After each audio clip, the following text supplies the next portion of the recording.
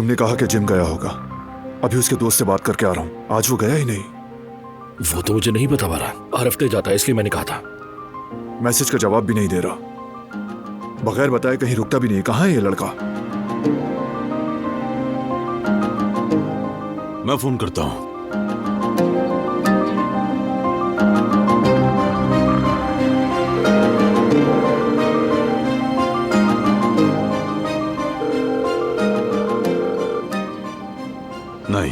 नहीं उठा रहा। शायद उसका फोन साइलेंट पर हो बाबा। ऐसा कैसे हो सकता है? एक बार नहीं कई बार किया। चांद कभी ऐसा नहीं करता, जरूर इत्तला कर देता है।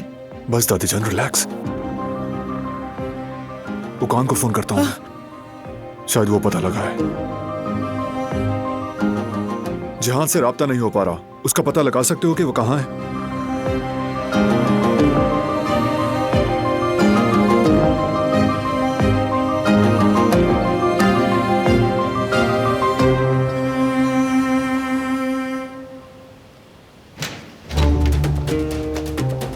वो जिस कैफे में जाता है मैं वहां जाकर देखता हूँ। रुक जाओ बच्चों, मैं भी अपने बेटे की तलाश में जाऊंगा।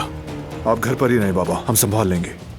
जवान लड़का कहीं बैठा होगा, इतने परेशान होने की क्या जरूरत है?